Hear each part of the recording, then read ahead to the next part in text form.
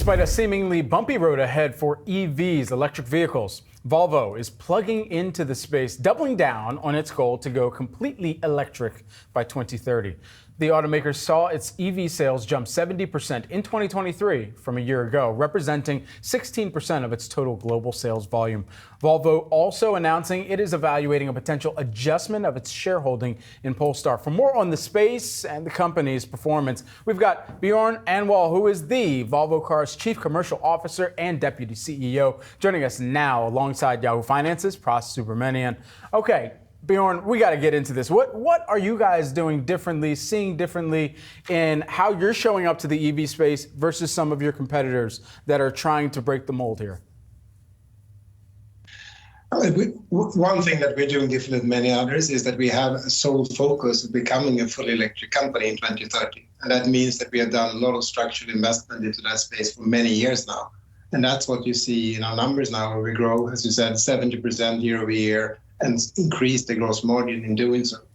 And I think one thing it's important, Volvo is a premium brand. We're focusing on the premium end of the EV markets, and that's where I think you can see quite strong margins. A lot of the discussions on softening EV margins and softening EV demand, we don't see for Volvo. Hey, Björn, Pras here. So you guys are introducing 2 more EVs to the portfolio this year.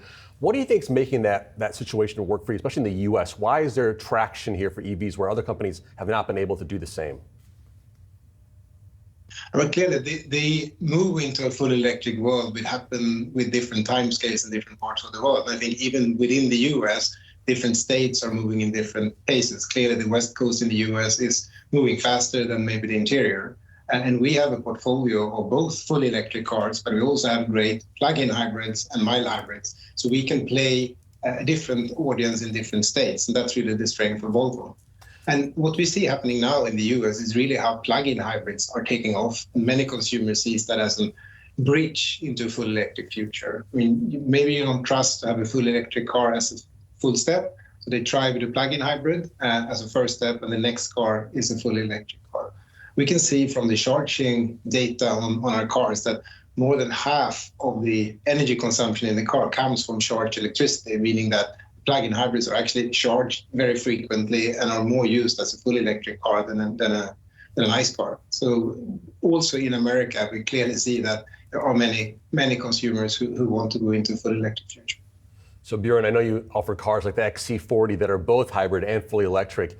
Are you seeing that in Q4 that there's being a shift from buyers going from EVs to hybrids? Is that actually happening for Volvo as well? We've seen with other brands too. No, we continue to see a strong growth on electrification, both on the plug-in hybrid side and the fully electric side. As I said, 70% growth this year, and we are now having 16% of our sales globally being fully electric, a number that will significantly grow over the next year and come into 50% already in 2025 on the back of launching the new EX30, which is a small premium SUV, and the EX90, which we will produce for global consumption out of Charleston, South Carolina. Björn, let's talk about the news also that came out in terms of the plans here to stop funding Polestar. And of course, this comes and it kind of sparks some chatter amongst the street just in terms of the timing of this, if there's any read-through about what this signals in terms of demand for EVs. Walk us through that strategy and why this makes sense for Volvo.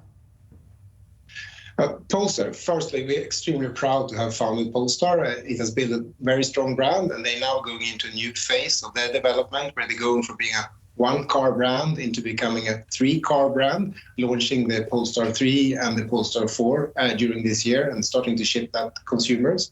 Volvo Cars is going through a major transformation into kind of a fully electric future, but also moving into a quite different car architecture based on core compute architecture and software-defined vehicles. We, as Volvo, need to focus on that transformation. And we're really an operating company, not an owner company.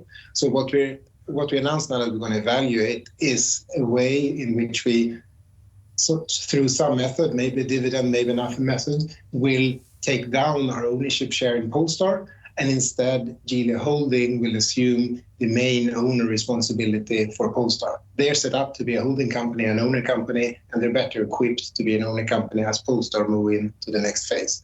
But important to stress is that Volvo and Polestar continue to have a lot of valuable collaboration, be it in engineering for the next generation vehicles, be it in production. We are both producing in our production facilities in Charleston, South Carolina, or be it in commercially to kind of have synergies in our retailer networks and so forth. So we are very much looking into how we can continue those synergies moving forward.